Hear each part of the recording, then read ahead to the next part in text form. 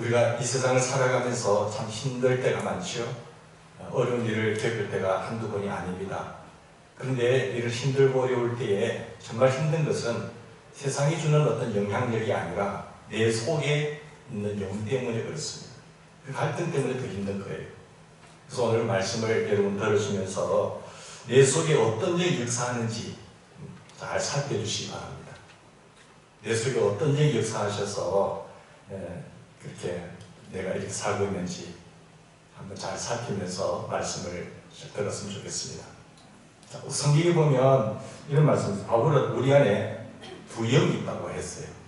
두 영이 있는데 내 영에 나는 어떤 영의 지배를 받고 살아가느냐, 그것입니다. 15절 말씀 보세요. 여러분, 우리는 또다시 두려움에 빠뜨리는 종살의 영을 받은 것이 아닙니다. 양자의 영, 즉 하나님 자녀 삼으시는 영으로 영을 받았으므로 우리가 아빠, 아버지라고 부르잖아요. 하나님이 내 아버지가 되게 하시는, 그게 문을 열어주시는 분은 성령님이십니다. 하나님 자녀 삼으시는 그 영이 오셔서 우리를 다스리시고 역사하시는 것이죠. 따라서 우리가 영을 바로 분별하지 못하면 예수를 믿고 교회를 다니면서도 무서워하는 종의 영의 지배를 받고 살아요. 무서워하는 종의 영의 지배를 받게 되면 두려워하고 불안하고 여러분 어려우신 것입니다. 탕자를 보세요. 탕자에게 아버지가 있었습니까? 없었습니까? 아버지가 있었어요. 사랑의 아버지입니다. 늘 그에게 다 해주고 싶은 그런 친절한 좋으신 아버지가 계셨어요. 근데 그가 아버지 품을 떠나서 자기 마음대로 살려고 하다가 나중에 어떻게 됩니까? 정말로 죽을 위기에 처하게 되지 않습니까? 그러다가 아버지 집이 생각나고 아버지가 생각나서 다시 아버지께로 돌아옵니다. 그때에 내가 아버지의 자녀라고 일컬음을 받지도 나는 받을 자격이 없습니다. 나를 품꾼의 하나로 받아주시면 고맙겠습니다라는 그런 생각으로 아버지 앞에 와요. 여러분의 마음은 어떠세요? 오늘 이 탕자의 모습이 나의 모습은 아닌지 한번 생각해 보시기 바랍니다. 하나님께서 나를 알고 계실까? 하나님이 나를 모르실 거야. 나는 너무 하나님 앞에 잘못을 많이 지어서 하나님의 아들이라고 하는, 자녀라고 하는 그런 자격이 없는 사람이야. 이런 나를, 나는 죄지고 사는 이 나를 하나님 나를 기뻐하실까? 기뻐하실 리가 없지. 하나님 나를 기억하지도 않고 나를 기뻐하지도 않을 거야. 하나님이 원하시는 삶을 살고 있지 못한데 하나님 내게 화내지는 않을까? 그런 생각을 하면서 하나님 아버지가 계심에도 불구하고 우리는 그런 두려움의 영에 사로잡혀서 살아가는 사람들이 적지 않아 있습니다. 교회에 다니고 하나님을 아버지라고 부르고는 있습니다. 그렇지만 실제로는 하나님이 아주 멀게 느껴지는 거예요. 하나님이 무서운 하나님으로 느껴지는 거예요. 두려운 하나님으로 느껴지는 거예요. 왜 그럴까요? 종살이의 영을 가지고 산다는 것입니다. 그의 마음속에 성령이 역사하는 것이 아니라 종살이의 영의 두려움의 영이 사로잡아서 불안하고 걱정하고 염려하면서 살아가게 된다는 것이죠. 여러분, 이런 생각은 여러분 내가 노력한다고 해서 평안하게 되는 건 아니지 않습니까? 오로지 성령님께서 하시는 것입니다. 성령님이 충만하면, 성령이 오시면 하나님을 아빠, 아버지라고 부르고 나는 그분의 상속자고 하나님이 내 아버지니까 모든 것을 책임지시고 역사하신다는 것을 믿고 담대함을 누리는 것이죠. 여러분, 성령이 내 안에 오셔야 우리가 자녀처럼 하나님을 믿게 됩니다. 분명히 하나님 아버지가 계시지만 그게 하나님이 내 아버지가 아닌 것을 이렇게 불안해하면서 하나님이 내게 아버지라고 믿어지지가 않는 거예요. 그러니까 아버지가 있으면 아버지가 믿어지지 않으면 자기가 다 해야 되잖아요. 그건 고아잖아요. 고아들은요 자기가 다 해야 돼요. 그런데 아버지가 있는 자녀들은요 아버지가 계시니까 아버지가 알아서 챙겨주시잖아요. 그걸 우리는 눈뜨지 못하는 겁니다. 성령이 충만하면 충만할수록 그 성령님이 오셔서 우리를 하나님의 자녀된 것을 확정하게 하시고 그분은 우리를 하나님을 아빠, 아버지라고 부른다는 거예요. 그래서 여러분 두려워하거나 염려하지 마시고 아무것도 염려하지 말고 오직 모든 일에 아버지 앞에 간구함으로 감사함으로 하나님께 아뢰라고 하셨어요. 아빠, 나 이게 좀 필요한데요. 어떡하지? 아빠, 이런 어려운 현실이 있는데 어떡하지요? 아빠, 도와주세요. 이렇게 한다는 거예요. 누가 하시는 거예요? 성령님은 오로지 하나님께 집중하게 만드시고 예수님을 바라보게 하시는 영이라는 것입니다. 그러므로 성령으로 아니고는 예수님을 주님이다 라고 고백할 수 없다고 말씀하셨습니다.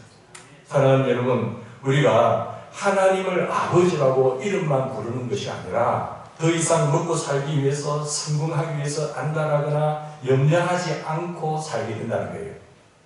우리 아버지가 주인이시고 우리 아버지 건데 내가 그분의 자녀라고 한다면 아버지가 실력이 있는 만큼, 능력이 있는 만큼 자녀가 무슨 걱정을 합니까? 능력이 있으면 있을수록 더 불안하지 않는 거예요. 우리 아버지가 나를 돌보고 지키기 때문이죠. 아버지가 되셔서 나를 책임지신다고 하는 이 확신, 누가 하게 하십니까? 성령님이 하신 거예요. 이것이 진짜 하나님을 아버지라고 믿는 것입니다. 진짜 하나님을 아버지라고 믿으면 여러분 불안해하지 않아요. 여러분, 그럴 때 우리가 하나님을 알고 하나님을 위해서 살고 싶고 또 다른 사람을 위해서도 살고 싶은 그런 마음이 생기는 것입니다. 이건 놀라운 기적입니다. 기적 중에 이보다 더 큰 기적이 어디 있으세요? 하나의 부분적으로 해결되는 것이 아니라 전적인 하나님이 내 아버지 되는, 내가 그분의 자녀가 되는 것보다 더 큰 기적이 있으세요? 세상의 모든 것을 다 가졌다고 하더라도 하나님이 내 아버지가 안 되면 그 불행한 인생이잖아요. 세상 거 다 누리면 뭐합니까? 최고의 자리에, 대통령의 자리까지 오르면 뭐합니까? 그 사람은 하나님을 아버지로 모시지 않았기 때문에 그거는 지옥 가는 겁니다. 그 다음 세계를 보지 못하는 거예요. 고작 이 앞에 근시안적인 남북을 가지고 이 땅만 바라보고 살다가 어둠의 영, 그 영에 사로잡혀서 세상의 신이 그를 가려서 하나님의 아버지를 보지 못하게 해서 지옥을 끌고 가는 것입니다.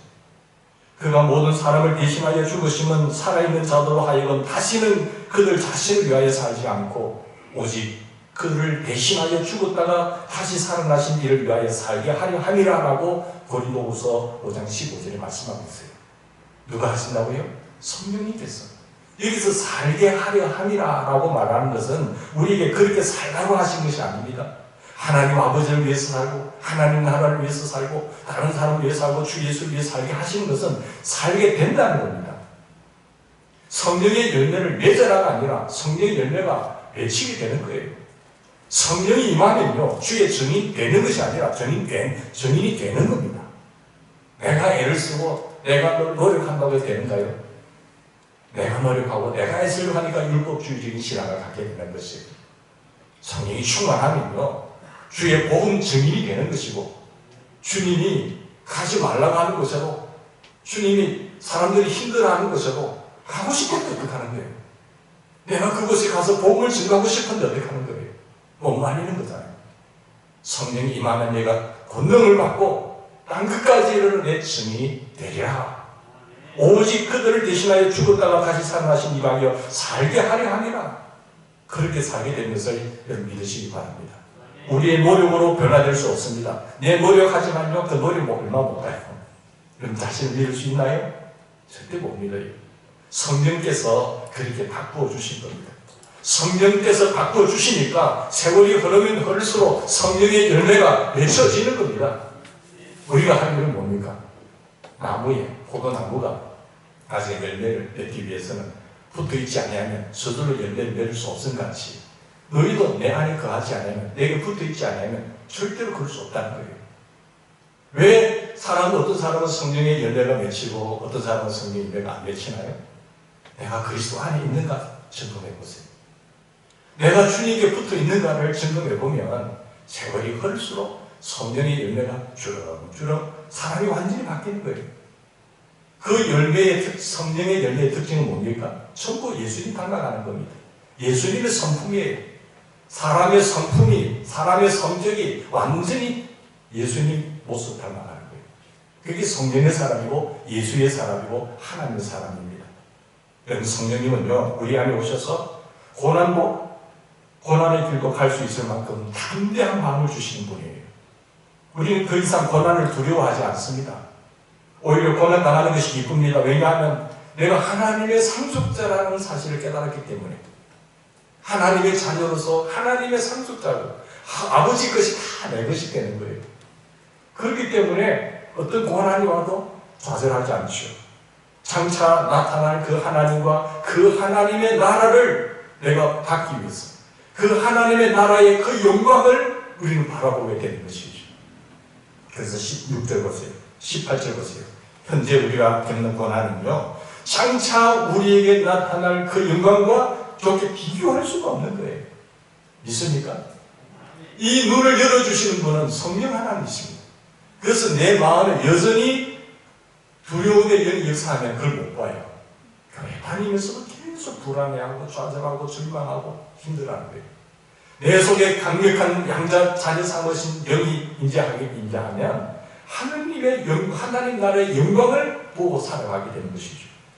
여러분, 디모데후서 3장 12절에 이런 말씀이 있습니다. 무릇 그리스도 예수 안에서 경건하게 살고자 하는 자는 박해를 받으리라. 누가 이 말씀 알고 예수 믿어 사는 거 어디 있겠어요? 예수님 잘 믿고 경건하게 살고자 하는 사람을 박해를 받는다 하니까 누가 교회에 오겠어요? 교회 가면 잘 된다 하더라. 교회 가면은 아무 문제 없다 하더라. 교회 가면 복 받는다 하더라. 그래서 예수 믿으러 가잖아요. 세상의 모든 종교는요, 다 복 받으려고 하는 거예요. 그런데 성경에 예수 믿으면 경건하게 살고자 하는 자는 박해를 받느니라. 받으리라. 그리스도 예수 안에서 경건하게 살고자 하는 사람은 박해를 받는다고 하는데 누가 예수를 믿겠으며 누가 박해를 받을 것을 좋아하겠습니까? 하지만 성령님만, 이 성령 충만하면은 달라지는 거예요. 성령 충만하면은 이 고난도 능히 견뎌냅니다. 이겨냅니다. 예수님 안에서 박해를 받는 것이, 예수 믿는다고 주어지는 핍박이 도리어 감사가 되고 기쁨이 되는 것입니다. 이것은 사람으로는 할 수 없어요. 성령께서 하나님 나라의 영광을 보는 눈을 열어주시기 때문에 가능한 거예요. 하나님 나라의 눈이 열리지 않으면요, 이 세상이 다라고 하면은 절대 그렇게 못해요. 여러분, 고시 대학 입학을 준비하는 사람들이 대학 입학에 들어가는 그 입시생들 보면 얼마나 열심히 애쓰습니까? 사실 고난이잖아요. 어떤 사법고시에 합격하기 위해서 무슨 고시든지 꼭 하기 위해서는 얼마나 고생이 되고 힘들고 어렵습니까? 국가대표 선수로 뽑힘 받아서 나중에 금메달 따기 위해서 훈련받는 것이 얼마나 힘듭니까? 내가 선택을 받았지만 그 영광을 누리지만 지나가는 과정 속에서는 굉장히 어렵고 힘들고 고통스러운 것입니다. 내가 장교로 선택돼서 훌륭한 장교가 되기 위해서 받는 훈련은 일반 병사들과는 비교가 되지 않지 않습니까?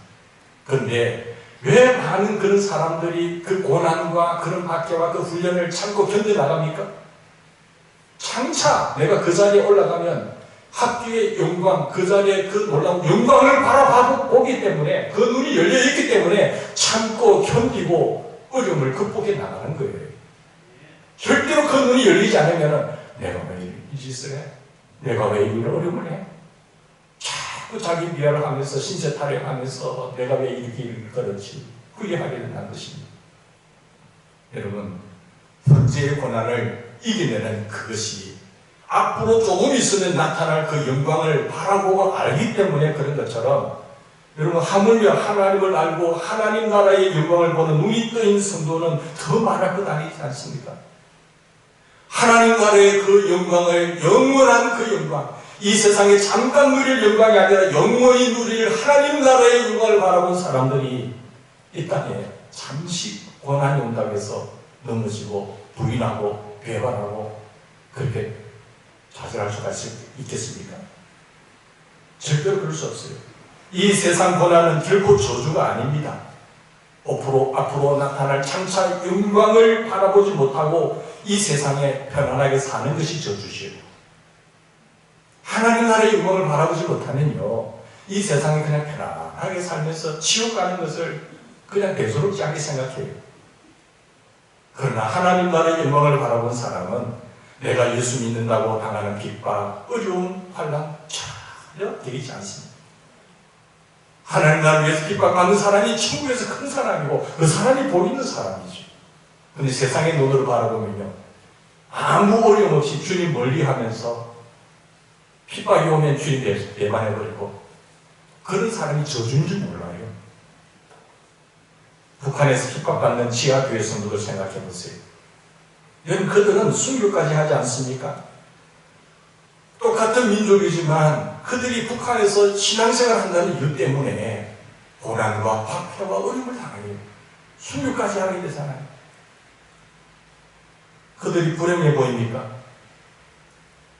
차라리 남한에서 아무 어려움 없이 편안하게 지내면서 누리면서 다 누리고 다 누리면서 하나님 믿지 않고 사는 그 사람이 더 불행하지. 아무 일 없이 그냥 지내면 그 사람은 지옥 가던데.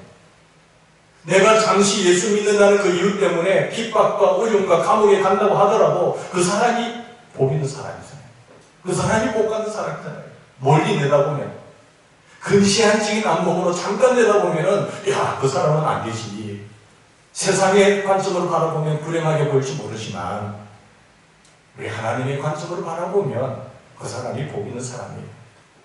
우리가 만약에 북한에 있다고 생각해 봅시다. 내가 북한에 있어서 그리스도를 부인하면은 편할 것입니다. 북한에서는 내가 북한에 있어서 그리스도를 부인하고 살면 편안하게 잘 살 수 있어요. 별 어려움 없이 감옥에 안 가고 핍박 안 받고 살 수 있어요. 뿐만 아니라 예배 천수나 동료 그리스도인들이 예배 드리는 그 장소를 밀고 하면은 그는 당에 충성했다고 또 그 사람은 상장도 받을 수 있겠죠. 편한 길이 열리겠죠. 그러나 그렇게 하지 않는다면 순교하는 겁니다. 죽습니다. 어느 쪽을 여러분 택하시겠어요? 편안하게 지내면서 지옥 가시겠습니까? 아니면 을을 위하여 주님을 위하여 핍박받다가 천국 가시겠습니까? 하나님의 영광을 바라보는 사람은요, 그런 어려움이 오더라도 절대 타협하지 않습니다. 넘어지지 않아요. 이런 생각을 해보면 우리가 정신이 번쩍 들지 않습니까? 북한의 지하교회 성도들이라고 해서 불행한 것이 아닙니다. 우리가 볼 때 현재의 불신앙, 불신을 통과해야 구원받은 믿음을 가졌는지 아닌지 확인할 수가 있는 거예요. 사람들이 불시험을 통과하지 않고는 누가 진짜인지 누가 가짜인지 몰라요. 불시험을 한번 싹 통과하다 보면 진짜구나. 아니면 가짜구나. 알게 되는 것이죠. 한국에서도 순교할 각오할 믿음이 없다고 한다면 마귀의 먹이가 됩니다. 그렇기 때문에 순교를 각오하는 마음으로 그런 믿음으로 여러분 살아야 되는 것이죠. 그래서 성령은 고난받는 것이 복이다라고 말하고 있어요. 고난받는 것이 복이다. 하나님의 영광을 바라보는 눈이 열리지 않으니까 그냥 세상과 타협하려고 편하게 살려고 하는 거예요. 하나님 나라의 영광의 눈이 확 열린 사람은 그렇게 할 수가 없어요. 그래서 마귀는 사람들이 왜 좌절하고 넘어지고 힘들게 사는 줄 아세요? 지옥의 길을 가는 줄 아세요? 세상의 신이 그 눈을 가리었어. 영광의 광채를 바라보지 못하게 하기 때문에 그러세요. 문제는 밖에 있는 것이 아니라 내 마음에 두려움이 지금 역사하고 있는데 두려움의 영이 역사합니까? 아니면 성령이 역사하고 계십니까? 주님이 제자들을 부르실 때 너희는 아무든지 나를 따라오려거든 자기를 부인하고 자기 십자가를 치고 나를 쫓아야 된다. 따라오라고 하셨어요. 주님이 부르실 때 고난의 길이다. 나를 따라오는 것은 십자가의 길이다라고 당당하게 정확하게 말씀하셨어요. 주님은 조금도 미안해하거나 주지하지 않았었어요. 제자들을 부를 때 그렇게 부르셨어요. 주님이 사람 다루실 때 한 번은 부자 청년이 주님 앞에 와서 어떻게 하면 우리가 영생을 얻을 수 있지요? 주님 물었어요. 그때 주님께서 부자 청년에게 말하기를 네가 가지고 있는 재산 다 팔아서 가난한 자들에게 나눠주고 그리고 와서 나를 쫓아라 했어요. 그때 이 부자 청년이 근심하고 돌아갔다고 했잖아요. 만약에 주님이 10분의 1만 나눠주고 와라, 한 절반만 그들에게 나눠주고 와라 하면은 좀 이렇게 타이르면서 할 수도 있을 텐데 왜 주님은 과감하게 이렇게 말하셨을까? 그게 사랑이니까. 그렇게 말하는 사랑이니까. 그를 사랑하셨기 때문에 나만 바라보고 저쪽으로 가신 거예요. 그분은 고난의 길, 십자가의 길이 진정한 축복의 길임을 분명히 아셨기 때문에 그렇게 말씀하셨습니다. 우리 안에 오신 성령님께서도 똑같이 말씀하십니다. 내 안에 오신 성령님이 뭐라고 말씀하시는 줄 아세요? 고난이 무섭고 박해를 받는 것이 너무 끔찍하게 생각됩니까? 아니라는 거예요. 끔찍한 것이 아니고 고통스러운 것이 아니라 그것은 우리가 우리 안에 무서워하는 종살이의 영이 역사하고 있기 때문에 그게 끔찍한 거예요. 그게 힘든 거예요. 성령님은 절대 그렇게 말씀하지 않습니다. 무서워하는 종살이의 영으로 신앙생활하는 사람들은요 절대 이렇게 할 수가 없어요. 조금 뭐 하는 게 거듭기도 하는 것도 보면 무엇을 먹을까, 무엇을 마실까, 무엇을 입을까, 이방인들이 구하는 것은 비나이다, 비나이다. 모든 종교들은 그것이 초점이에요. 그러나 우리 주님은, 우리 하나님 나라는 영원한 그 나라인데 그 나라를 바라보는 사람은 이 세상 것에 집착하지 않는 것입니다. 물론 이 세상에 힘든 삶만 있다는 것은 아니에요. 예수 믿으면 얼마든지 하나님 예비하신 복이 많이 있습니다. 물질의 복, 여러 가지 복이 있지만 그러나 그러다가도 예수 믿는다는 것 때문에 고난과 핍박과 어려움이 오면은 그것도 능히 견뎌내는 거예요. 성령님께서 견뎌내게 하시는 거예요. 왜?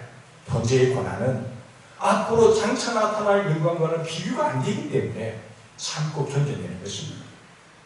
예수님을 믿었으면 이미 우리는 진정으로 예수님을 믿는 것이 복인데 예수님을 믿는 그 순간 우리는 엄청난 복을 다 받았습니다. 사실은. 여러분 우리가 하나님의 영생을 누리는 복을 받았죠. 영생한다니까요. 뿐만 아니라 우리는 우리 죄 사함 다 받았어요.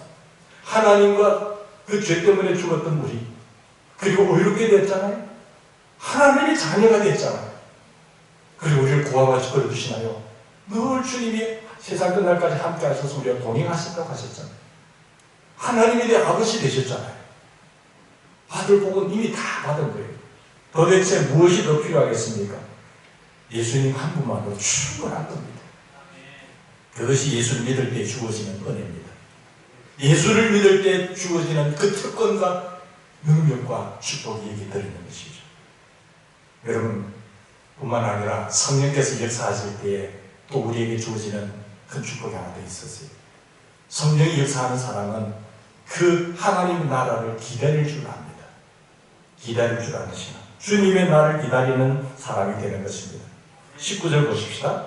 피조물은 하나님의 자녀들이 나타나기를 간절히 다 기다리고 있는 거예요. 모든 피조물들이 다 그렇습니다. 하나님의 날, 주님의 날이 임하기를 기다리고 있어요. 무슨 저들이 만물이 다 그렇다고 생각하시나요? 성경은 모든 피조물도 주님 날이 오길 간절히 기다린다고 말씀합니다. 그것은 아담 하와가 범죄했을 때에 이 세상 모든 만물이 다 고통스러워진 거예요. 모든 피조물도 저주를 받았기 때문에 이 모든 피조물이 다 주님의 날이 오시기를 기다리고 있다고 말씀합니다. 세상은 지금 아름답고 웅장해 보이잖아요. 웅장하고 아름답게 보이지만 알고 보면은 자연도 고통 속에 있습니다. 뭐라고 성경 표현합니까? 21절 보십시오.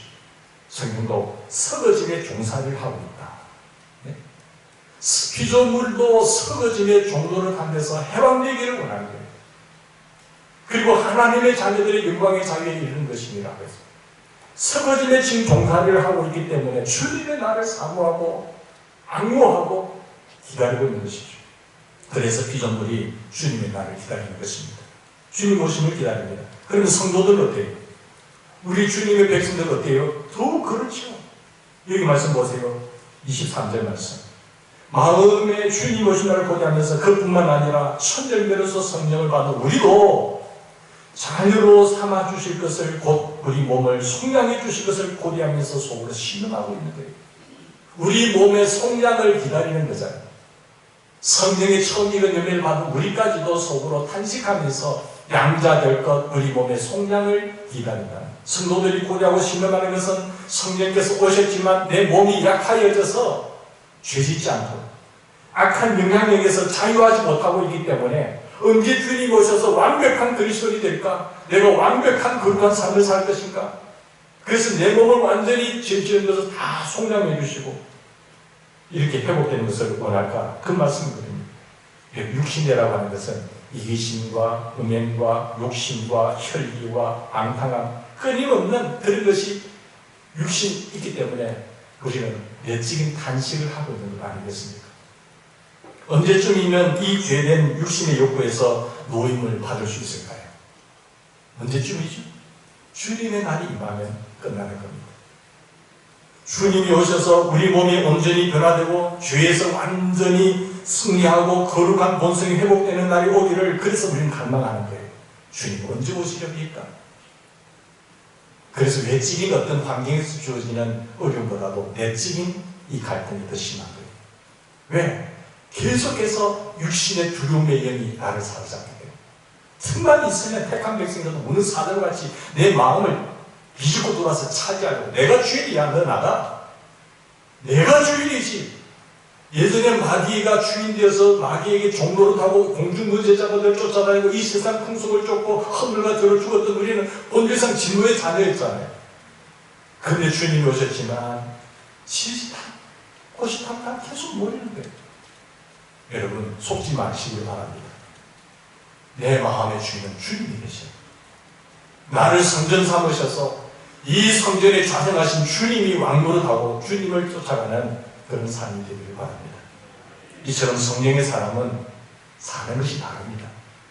하나님의 나라를 기다리며 사는 것이죠. 그래서 24절 25절 보면 뭐라고 말합니까? 눈에 보이는 소망은 소망이 아니에요. 보이는 소망이 소망이에요. 보는 것을 누가 바라할 수 있습니까? 그러나 우리가 보이지 않는 것을 바라면 참음으로써 기다려집니다.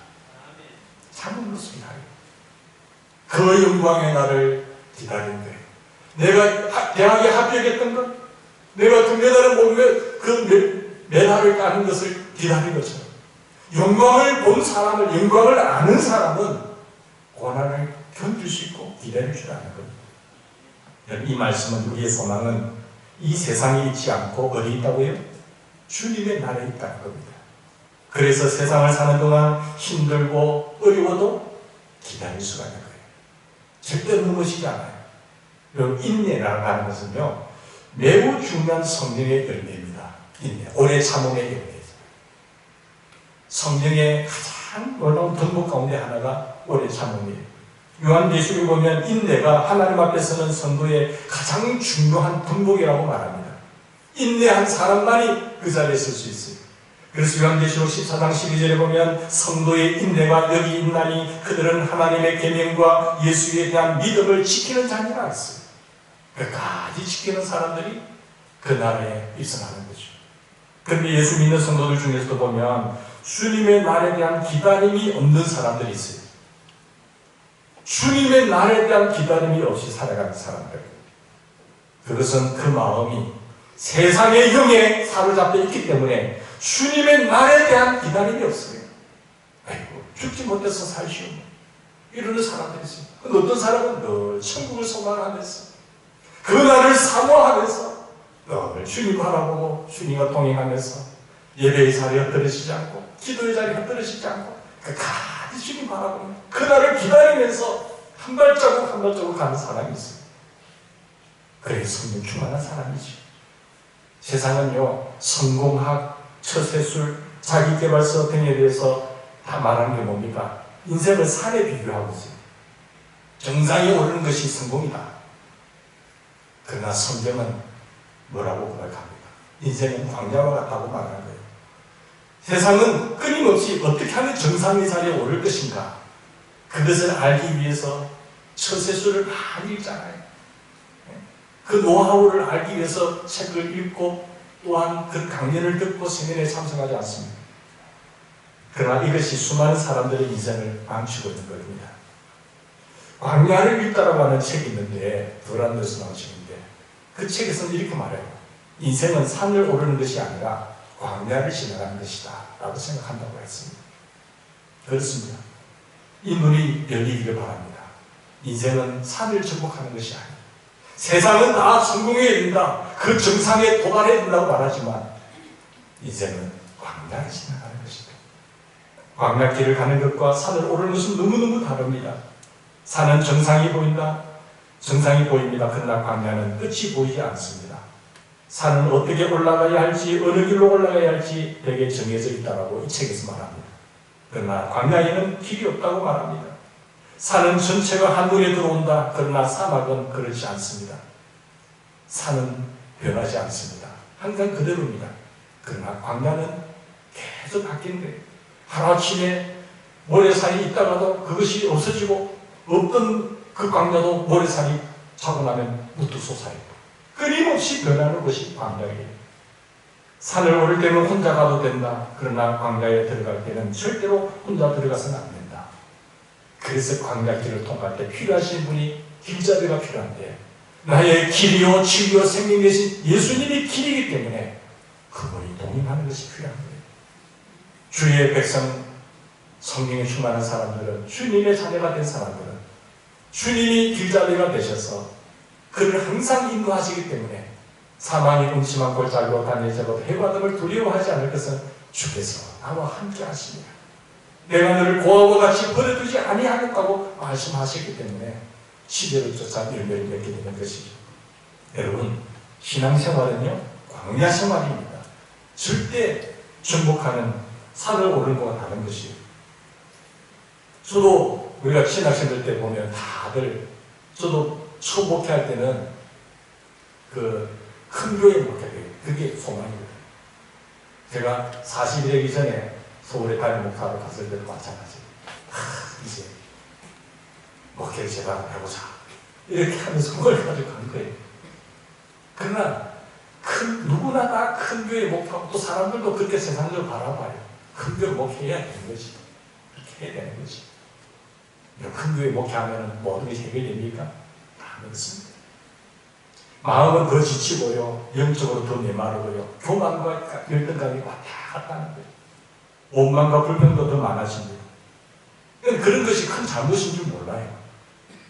그런데 깨닫고 보니까 그게 다가 아니구나. 정말 목회는, 진정한 목회, 성공한 목회는 주님 바라보면서 주님과 함께하는 것이 목회구나. 그겁니다. 내가 목회한다고 되는 것이 아니에요. 주님이 해주셔야 되는 겁니다. 신앙생활도 마찬가지입니다. 예수 잘 믿는 겁니다. 뭐 이 일 저 일 하려고 애쓸 필요도 없어요. 내가 똑바로 예수님 잘 믿으면 그럼 다 되는 거예요. 예수님 한 분으로 만족하시기 바랍니다. 목회의 목표는 큰 교회 담임 목사가 되는 것이 아니라 예수님과 얼마나 친밀히 동행하는가에 결정나는 거예요. 우리의 신앙생활은 예수님과 얼마나 친밀하게 24시간 주님 바라보면서 늘 함께 하시는 예수님께 집착하면서 바라보면서 하는 것이 결정나는 거예요. 그래서 예수님은 항상 예수를 바라보라. 예수를 생각하라. 깊이 생각하라. 늘 24시간 주님 손잡고 동행하시기를 주님으로 축원합니다. 인생은 성공하기 위해 사는 건 아니지 않습니까? 하나님께서 가나안 땅으로 인도하신 것을 기다리면서 매일매일 여러분 순종하며 묵묵히 광야를 걸어가는 것이 인생입니다. 우리의 가나안 땅, 그 가나안 땅까지 가기까지는 광야 생활이에요. 그 광야 생활의 핵심은 뭡니까? 정말로 주님 바라보는 것이에요. 주님 바라보고 주님과 함께하는 인생이 되게 됩니다. 지금 삶이 너무 힘들어서, 너무 고통스러워서, 너무 공고해서 삶이 좌절되고 열등감과 실패감에 사로잡혀 고통당하고 있습니까? 꿈을 잃어버리고 어떻게 살아야 할지 막막하십니까? 그렇다고 한다면 광야를 사는 것처럼 살아보시기 바랍니다. 내가 지금 광야에 놓여있다. 이 메마른 광야에 놓여있다. 사막과 같은 광야에 놓여있다. 그렇게 생각해보세요. 광야에서는요, 축복을 구하지 않고 은혜를 구하는 것입니다. 은혜를 구하는 거예요. 오늘 일용할 양식이 있으면 감사한 거예요. 은근 부귀영화를 많이 쌓아놓으려고 하는 것이 광야가 아니에요. 좋은 집에 거하는 것, 그게 광야의 목표는 아니에요. 그냥 장막만 있으면 감사한 것이죠. 여러분, 은혜를 구하는, 곡간을 채워달라고 기도하는 것이 아니라, 황금이 아니라 생수를 달라고 구하는 것입니다. 일용할 양식을 구하는 것입니다. 장막만 있어도 감사하는 인생이 될 것입니다. 왜? 내 영혼의 본향은 아버지 나라니까. 이 땅에서의 삶이 100년으로 끝난다고 한다면 우리 아버지 나라에 들어가서 사는 영원한 세상입니다. 그 나라를 바라보며 그 나라를 기다리면서 그 나라의 뜻을 먼저 하나님의 나라와 의를 구하는 인생이 되는 거예요. 그러면 아버지께서 인정하면 모든 것을 더하여 맡기십니다. 더하여 주시는 하나님의 은혜가 거기에 있게 되는 것입니다. 인생이 산을 오르는 것이 아니라 광야를 통과하는 것이라는 사실을 깨닫게 되면 왜 주님이 24시간 나만 바라보라 하는지 알게 되는 거예요. 인생은 광야길이기 때문에 24시간 주님과 동행해야 되고 매일 내 성경 말씀을 읽고 기도하며 묵상하라고 하는지를 알게 되는 거예요. 여러분, 왜 교회 공동체가 내가 그 속에 속해서 같이 신앙생활을 해야 되는지를 알게 되는 거죠. 인생이 산을 정복하는 자라고 것이라고 생각하면 전부 옆에 있는 사람들이 누굽니까? 전부 경쟁자죠. 그래서 세상은 그걸 가르치기 때문에 옆에 있는 사람을 짓밟고 경쟁에서 이겨서 정복하는 거예요. 그래서 싸우기도 하고 때로는 여러 가지 힘든 일을 주기도 하는 거예요. 세상은 산을 정복하는 것이 아니기 때문에 광야를 걷는 것이라고 생각하면 옆에 있는 사람이 다 광야길에서는 동력자가 되는 겁니다. 혼자가 아니구나. 이런 귀한 분들을 내게 붙여주시니 감사합니다. 라고 말하면 되는 것이에요. 하나님의 사람들이 살아간 길을 여러분 이 사실을 내다보면 다 이해하게 되는 것입니다. 하나님이 가나안 땅을 주실 거예요. 앞으로 가나안 땅을 예비하고 계시지만 지금은 광야지만 날마다 주님과 동행하면서 머지않아 가나안 땅에 입성할 줄 믿습니다. 여러분, 손양호 목사님은요 한평생 한센병 환자들과 지냈어요. 그뿐입니까? 일제강점기 때는 6년간이나 감옥에서 지냈어요. 6년간 예수 믿는다는 이유 때문에. 뿐만 아니라 여수 반란 사건 때는 자신의 두 아들을 죽인 원수를 양자로 삼으셨어요. 야, 똑같이 예수 믿는데 어떻게 이런 귀한 삶을 걸어갈 수 있었을까? 라고 생각하는 가운데 우리 손양호 목사님이 지었던 복음송 제목을 보니까 알 수가 있어요. 주님 고대가라는 곡 있잖아요. 그 가사를 보니까 그의 신념과 그분이 믿었던 그 삶을 아닌가 이렇게 길을 갈 수가 있었구나라면서 이해가 됐습니다. 그분을 이해할 수 있는 노래 한번 들어보세요. 낮에나 밤에나 눈물 머금고 내 주님 오시기만 고대합니다. 가실 때 다시 오마 하신 예수님, 오 주여 언제나 오시렵니까? 고적하고 쓸쓸한 빈 들판에서 희미한 등불만 밝히어 놓고 오실 줄만 고대하고 기다리오니 오 주여 언제나 오시렵니까? 먼 하늘 이상한 구름만 떠도 행여나 내 주님 오시는가 해 머리 들고 멀리 멀리 바라보는 마음, 오 주여 언제나 오시렵니까? 내 주님 자비한 손을 붙잡고 밀류관 벗어들고 찬송 부르면 주님 계신 그곳에 가고 싶어요. 오 주여 언제나 오시렵니까? 친구되는 교회가 흰옷을 입고 기름 준비 다 해놓고 기다려오니 도적같이 오심하고 하신 예수님, 오 주여 언제나 오시렵니까? 천년을 하루같이 기다린 주님, 내 영혼 당하는 것 볼 수 없어서 이 시간도 기다리고 계신 내 주님, 오 주여 이 시간에 오시옵소서. 손양호 목사님 안에 대신 성령이 계십니다. 두려움의 영이 아니라 무서워하는 영의 지배를 받지 않고 그 안에 계신 성령님께서 손 목사님이 계속해서 바라보아야 할 것, 손 목사님이 시선을 빼앗기지 않도록 계속해서 바라보아야 할 것, 주님의 나라의 그 영광을 바라보게 하신 거예요. 그러니까 그런 교리한 삶이 나온 것 아니겠습니까? 여러분, 무슨 무엇을 바라보고 계세요? 하루 24시간 동안 어디에 집착하면서 누구를 바라보면서 살고 계세요? 우리는 혼자가 아닙니다. 하나님 하나님이 내 아버지가 되시고 나는 그분의 자녀가 되는 그런 놀라운 특권과 권세를 누리는 이 은혜 속에서 우리가 영원히 고난 내 집 그곳에 그날을 바라보면서 나아가는 우리 모두가 되기를 바랍니다. 같이 기도하십시오.